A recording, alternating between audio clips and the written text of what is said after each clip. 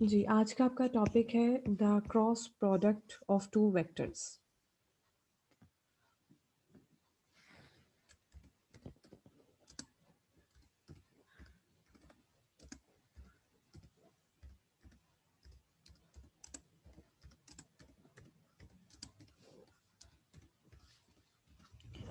Right, the cross product of two vectors, इसे vector product भी कहा जाता है क्योंकि इसका आंसर जो है वो एक वेक्टर की फॉर्म में आता है।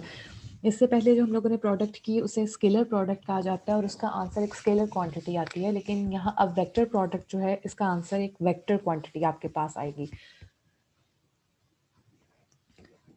Let u and v be two non-zero vectors. The cross or vector product of u and v written as u cross v लिखा किस तरह जाता है। u और v जो है वो टू नॉन जीरो वेक्टर्स हैं। u क्रॉस v इस तरह से इसको लिखा जाता है। डिफाइन कैसे किया जाता है इसको, u cross v is equal to magnitude of u magnitude of v और यहाँ पर ये साइन थीटा और साथ एक आएगा n।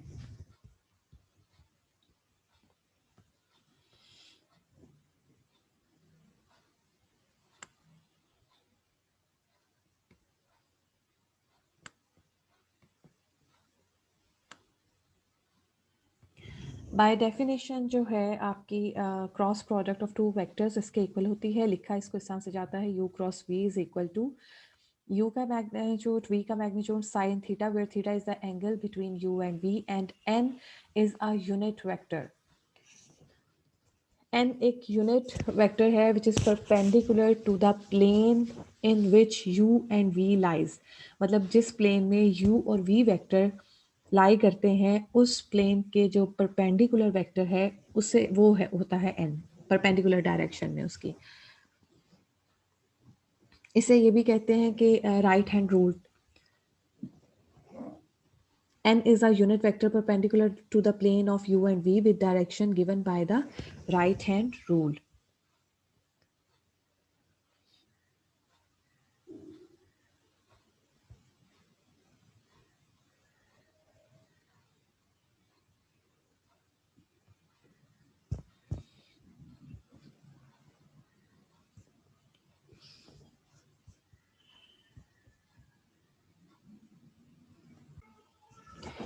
जी, फॉर एग्जांपल ये एक पिक्चर में आपको नजर आ रहा है, दो वेक्टर्स हैं a और b। a क्रॉस b जो है, अगर a और b का प्लेन है, जो फिंगर्स जो हैं वो आपकी राइट हैंड की, if the fingers of the right hand point along the vector a and then curl towards the vector b, then the thumb will give the direction of n या c vector, यानी जो उसका perpendicular है उसकी direction को वो thumb represent करेगा। एक वेक्टर आपका जो है वो फिंगर्स की डायरेक्शन में, कर्ल की डायरेक्शन में है, और तो जो आपका थंब है वो आपके वेक्टर प्रोडक्ट यानी एन जो परपेंडिकुलर वेक्टर है उसको रिप्रेजेंट करेगा और इसे राइट हैंड रूल कहा जाता है।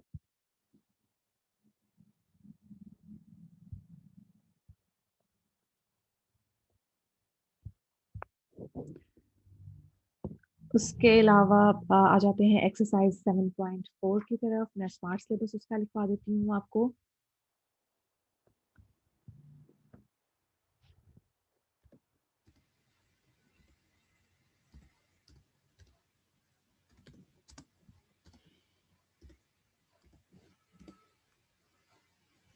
Question number 1, first and fourth part. Question number 2, first and second part.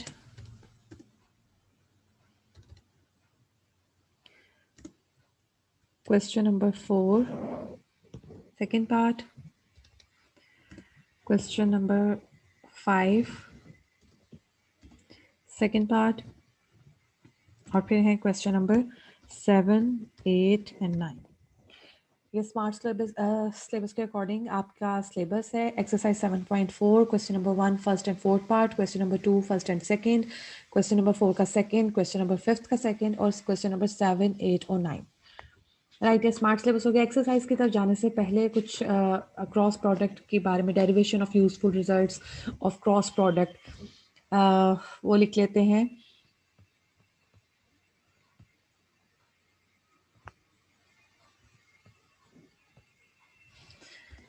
ये कुछ यूजफुल रिजल्ट्स हैं।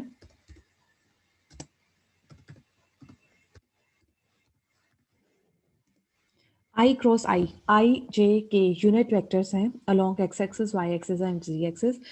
तो i cross i is equal to 0, right. इसी तरह जे क्रॉस जे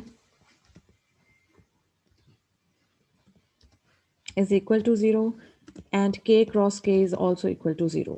क्यों? बाय डेफिनेशन, आपको अभी डेफिनेशन लिखी, इसकी क्या डेफिनेशन है u क्रॉस v की। u का मैग्नीट्यूड, v का magnitude sine theta, where theta is the angle between u and v। और k और k के दरमियान एंगल क्या होगा? 0 डिग्री। साइन 0 डिग्री किसके इक्वल होता है? 0 के। इसलिए इनका जो आंसर है, इनकी क्रॉस प्रोडक्ट है, वो क्या आएगी? 0। I cross I is equal to 0, J cross J is equal to 0, K cross K is equal to 0। अब आ जाते हैं I क्रॉस J किसके इक्वल आता है? I cross J। अब ये दोनों एक दूसरे के परपेंडिकुलर वेक्टर्स हैं, और क्योंकि मैंने बताया कि ये एक वेक्टर, आप इसका आंसर भी एक वेक्टर क्वांटिटी आएगा, और वेक्टर क्वांटिटी में डायरेक्शन मैटर करती है, तो इसका आंसर पॉजिटिव भी आ सकता है, नेगेटिव भी आ सकता है, मतलब चेंज आ सकता है। तो I cross J is equal to K होता है, राइट। और J cross K is equal to I, and I cross, sorry, K cross I is equal to J।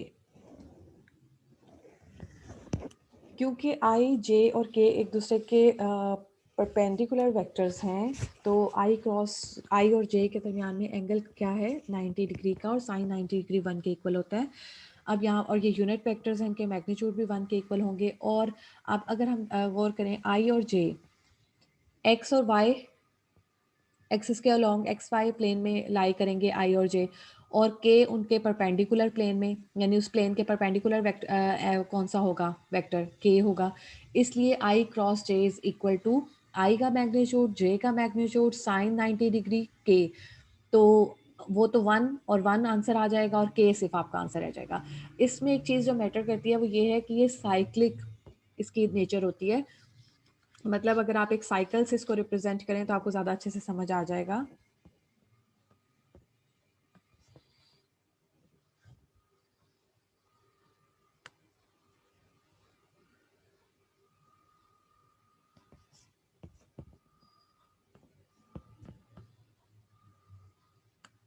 इसमें ऐसे एरोज डाल दें, यानी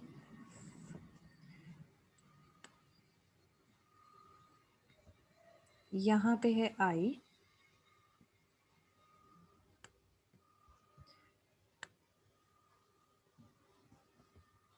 जे और के। आई क्रॉस जे किसके इक्वल होगा? के इक्वल। के क्रॉस आई किसके इक्वल होगा? जे के। और जे क्रॉस के किसके इक्वल होगा? आई के। यानी साइक्लिक मैनर में जाता है। अगर हम इसको उल्टा कर देंगे, यानी जे क्रॉस के तो आई के इक्वल है, के क्रॉस जे करेंगे तो वो किसके इक्वल होगा? माइनस आई के। जब उल्टी डायरेक्शन में जब हम वेक्टर को लिखते हैं तो वो फिर नेगेटिव का साइन आता है। K cross j is equal to minus i. तो इस तरह से आप साइक्लिक मैनर में इसको याद रखेंगे तो आसानी रहेगी आपके पास। आपको i j k, i cross j is equal to k, j cross k is equal to i, k cross i is equal to j. और अगर इसकी डायरेक्शन चेंज कर देंगे, तो यानी जे क्रॉस आई कर देंगे तो ये इसका आंसर माइनस के आ जाएगा, के क्रॉस जे कर देंगे तो इसका आंसर माइनस आई आ जाएगा, और आई क्रॉस के कर देंगे तो इसका आंसर माइनस जे आ जाएगा। ठीक हो गया? ये ऑब्जेक्टिव के लिए बहुत ज़्यादा इंपॉर्टेंट है। फिर है properties of cross product. Properties क्या है?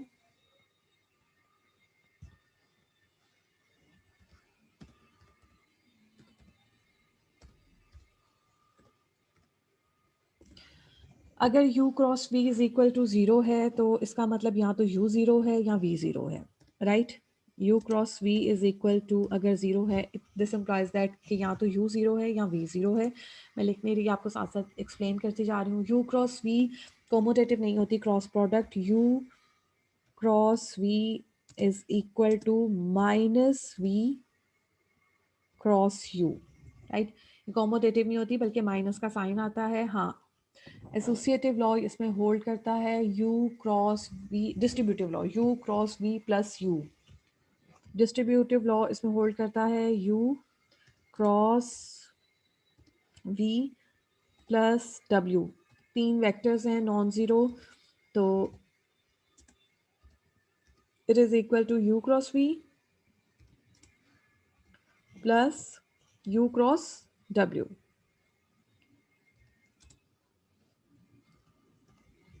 ये यू वी और डब्ल्यू जो हैं, आई जे के जो हैं, ये सारे वेक्टर्स हैं। जब आपने लिखना है, आपने इसके ऊपर वो साइन डालना है, कैप डाल दें, यूनिट वेक्टर के ऊपर कैप डालते हैं। और अगर वैसे सिंपल वेक्टर है तो उसके ऊपर आप एक स्ट्रेट लाइन ऊपर या नीचे डालते हैं, वो लाजमी डालनी है वरना रॉन्ग हो जाएगा।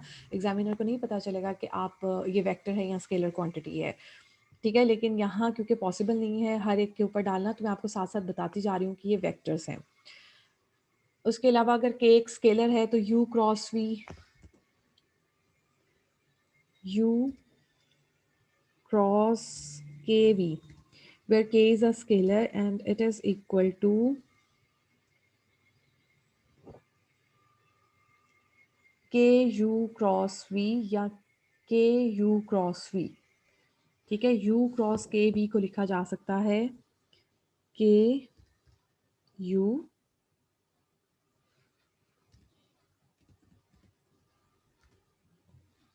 भी एक वेक्टर आ गया, और क्रॉस v, फिर जब इसका आंसर आएगा वो भी एक वेक्टर आ जाएगा। या इसको ये भी लिखा जा सकता है के यू क्रॉस v। दोनों की आप क्रॉस प्रोडक्ट ले लें, एक वेक्टर आंसर आएगा। और फिर उसको स्केलर क्वांटिटी, यहाँ पर के जो है एक स्केलर है, यह वेक्टर नहीं है। और u cross u is equal to 0 होता है।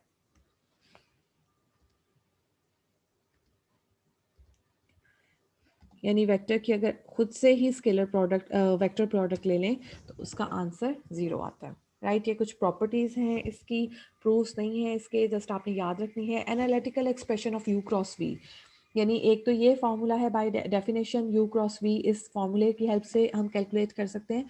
इसके अलावा एक फार्मूला है कि u क्रॉस v अगर वेक्टर्स हैं, यानी u है आपके पास,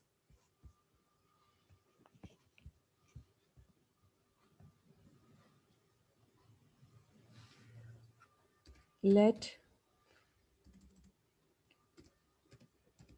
u is equal to a i plus b j plus c k है,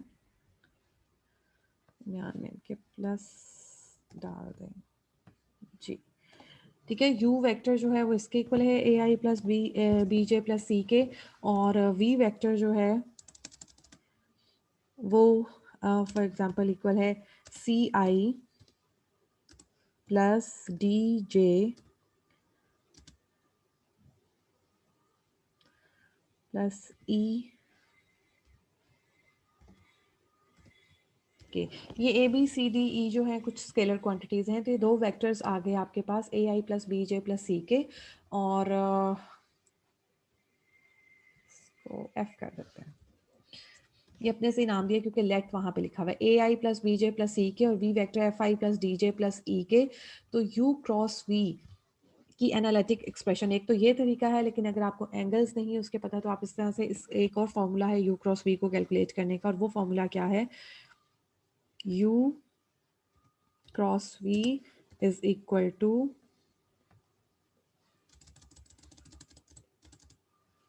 आई जे के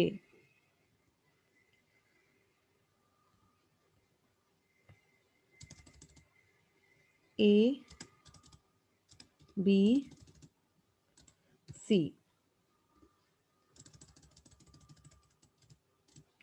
एफ डी और ई लिखा, और उसके गिर्द आपने इस तरह से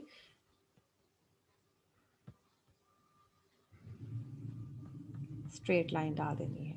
ये डिटर्मिनेंट तो नहीं होता, लेकिन इसकी जो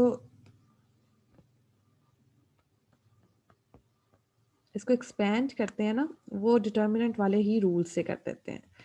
ये लेकिन डिटर्मिनेंट नहीं होता, क्योंकि इसका आंसर जो है आपके पास एक वेक्टर क्वांटिटी आएगी। लेकिन क्योंकि वो इसकी जो एक्सप्रेशन है वो थोड़ी एक्सपेंशन जो है वो थोड़ी डिफ़िकल्ट है याद रखना, तो इस फॉर्मूले की हेल्प से हम इसको याद रख सकते हैं। जिस तरह डिटर्मिनेंट ओपन करते हैं, यानी आई को इधर रखा और b e minus c d minus j a e minus c f plus k a d minus b f, उसी तरह इसको ओपन करना है। लेकिन ये एक डिटर्मिनेंट नहीं होता, इसको डिटर्मिनेंट के साथ कंफ्यूज नहीं करना। लेकिन यू क्रॉस वी को कैसे फाइंड करना है, ये याद रखने के लिए हम ये वाली एक्सप्रेशन यूज़ कर सकते हैं। ठीक हो गया। बाकी कुछ चीज़ें और हैं वो मैं नेक्स्ट लेक्चर में करवा दूंगी। अब आ जाते हैं एक्सरसाइज की तरफ, एक्सरसाइज के क्वेश्चंस की तरफ।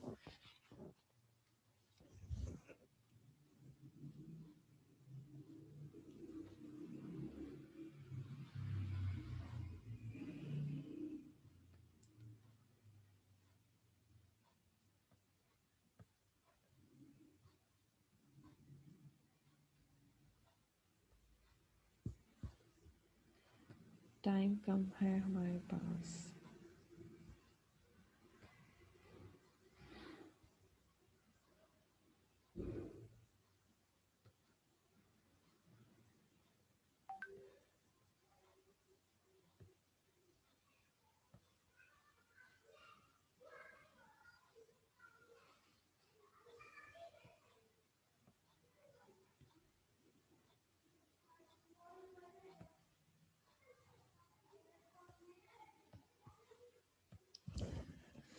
जी, exercise 7.4 question number 1, given that a is equal to, question number 1 है, मैं पढ़ देती हूँ। Compute the cross product a cross b and b cross a, check your answer by showing that each a and b is perpendicular to a cross b and b cross A.